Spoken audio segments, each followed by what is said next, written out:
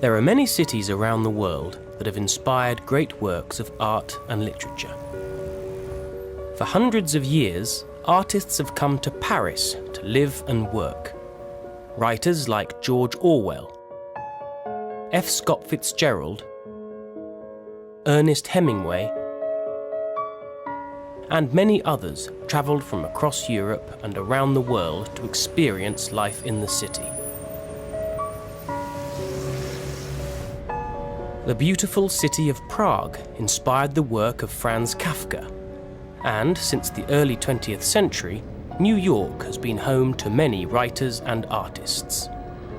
London has changed a lot since Charles Dickens wrote about the city in the early 19th century, but the city still attracts writers from the UK and around the world.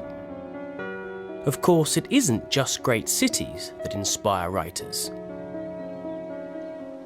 Every year, people travel from around the world to the Lake District in the north of England to visit a tiny farmhouse in the middle of beautiful English countryside. Hilltop Farm was the home of Beatrix Potter. Potter wrote and illustrated The Tale of Peter Rabbit and many other stories for children. Since she wrote Peter Rabbit in 1902, publishers have sold more than 40 million copies, and they have translated the story into more than 35 languages. Hilltop has been open to the paying public for over 60 years, and it's still as popular as ever. In 2011, there were over 100,000 visitors.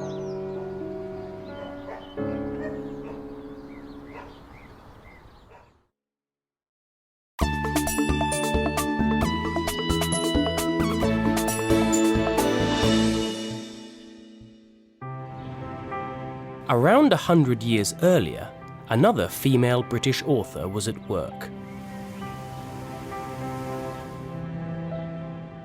In the city of Bath, in the southwest of England, there's a museum about one of England's most well-known writers of the early 19th century, Jane Austen, the author of Pride and Prejudice. Austen wrote about this city in her novels, and it's a favourite location for film and television adaptations of her work. But Austen only lived in Bath for a short time. She wrote most of her famous novels in the peace and quiet of the English countryside. This is Chawton, a 17th century country house where Jane Austen lived with her mother and sister Cassandra from 1809 until just before her death in 1817. Today the house is a museum that has been open to the public since 1949. The Austen family weren't very wealthy, and they didn't have a great estate. Jane's own home isn't as large or as beautiful as the homes of the characters in her novels, like Mr. Darcy. But the house is quite comfortable, pretty and light, and there's a beautiful garden. Visitors today can see many of Jane's possessions, including the desk where she completed her 6 novels. Jane Austen didn't become a famous writer in her own lifetime. Her own name did not even appear on her work until after her death. She wrote as a lady, but slowly she has become one of the most read female novelists in the world. Since the early 20th century, there have been many famous film and television adaptations of her novels. The first famous film of Pride and Prejudice was made in 1940. In recent years, there have been many adaptations of her work, as well as films about her life. Keira Knightley played Elizabeth Bennet in Pride and Prejudice, and Anne Hathaway played Jane Austen herself in a film about her life, Becoming Jane. And still today, fans come to this quiet and gentle part of the English countryside to learn more about her life and work.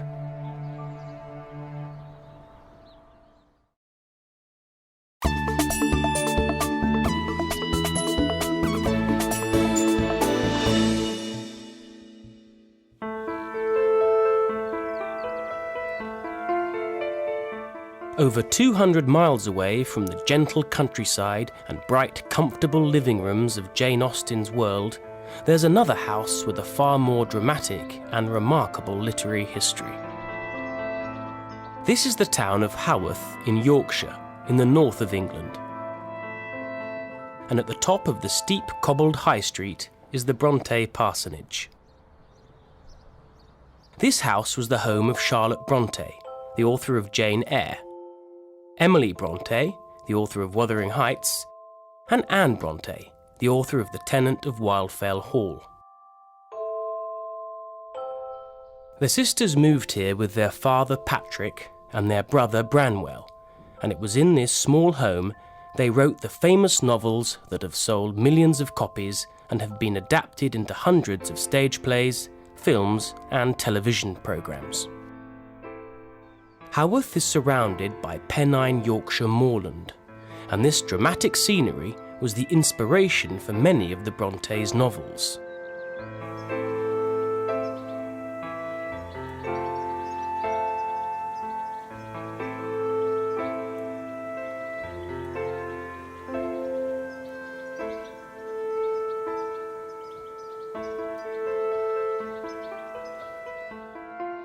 Life was very hard here in the mid-1800s.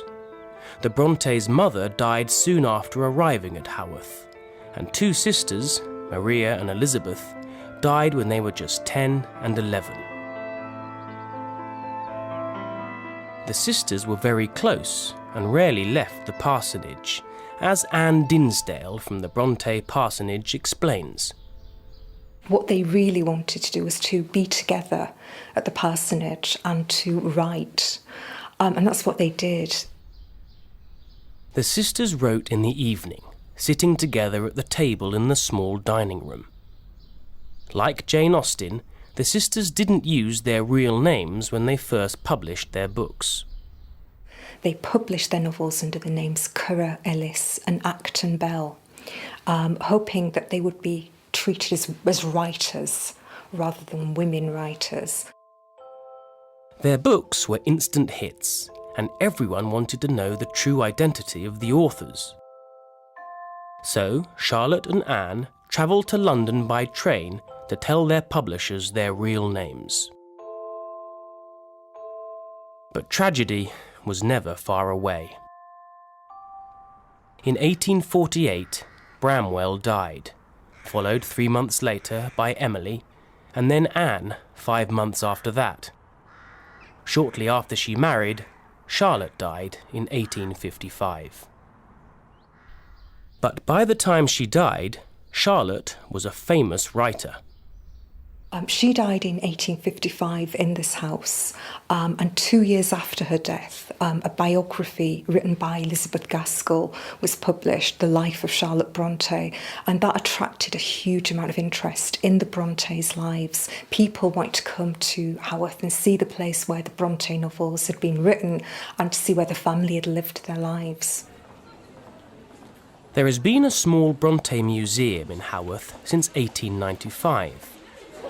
But it wasn't until 1928 that the parsonage opened to the public. Today, inside, visitors can see many of the sisters' possessions, including Charlotte's wedding dress, and many of the sisters' handwritten letters and manuscripts. Experts still come to the parsonage from around the world to research the sisters and their work. Every year we get 75,000 visitors on average, and they're drawn from all over the world, from America, from Japan, from places in this country. The Bronte novels have been translated into over 26 different languages. They're read by people all over the world.